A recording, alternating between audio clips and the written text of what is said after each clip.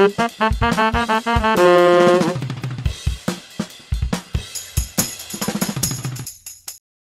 to this week's episode of the Compliance Digest, presenting topics on all things compliance related.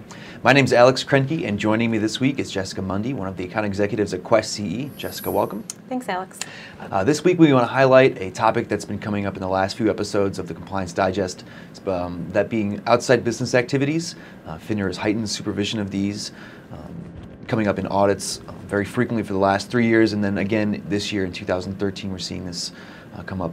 So we wanted to highlight a few examples that we've been seeing from the past newsletter that came out, and then we wanted to talk about some ways that your compliance department can prepare for this and make sure that your firm is ready for any audits that are coming down the pike, that you have good policy in place.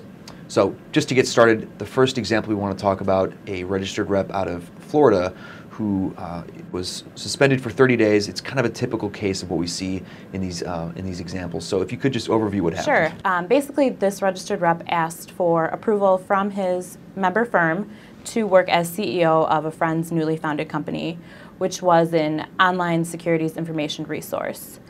They did deny his request. They felt that it would be hard for him to supervise this, as well as could constitute him working for a competitor.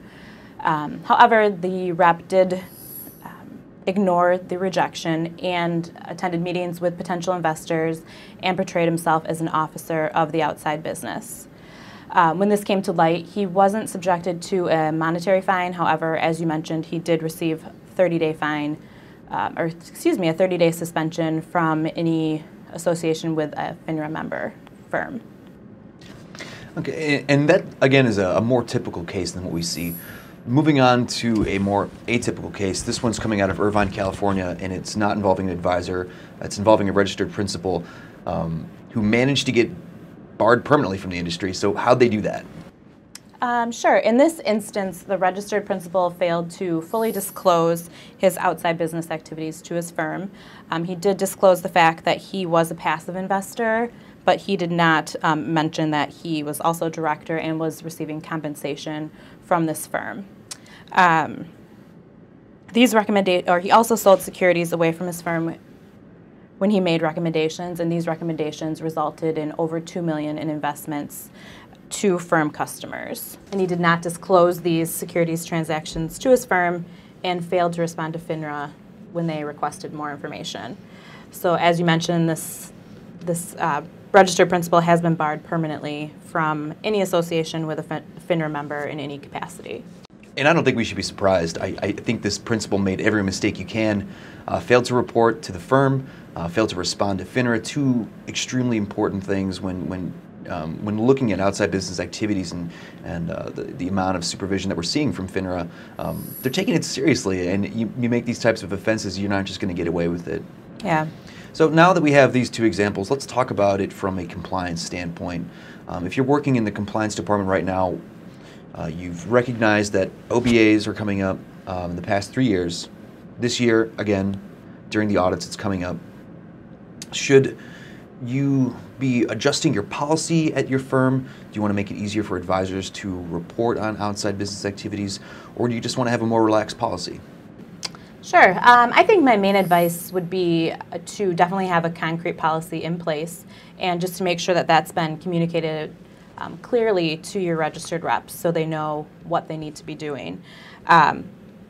This would also require that outside business activities are reviewed or recertified on a regular basis.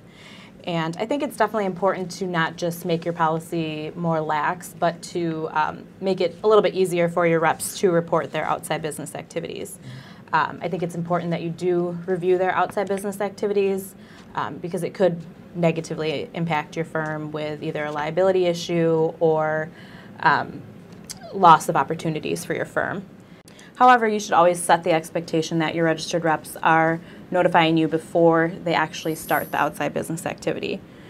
One way that you could make it easier for your reps to report the outside business activities would be to set up an online solution. This would help streamline the tracking and would also eliminate a paper trail.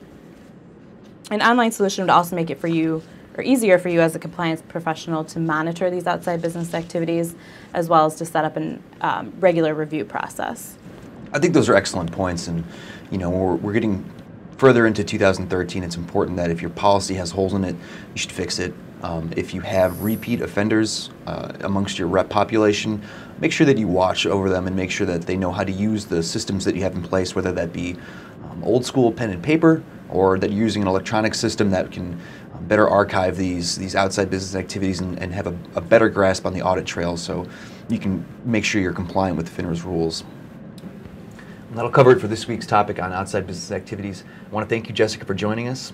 Thanks. And we'll see you again next week for another episode of the Compliance Digest.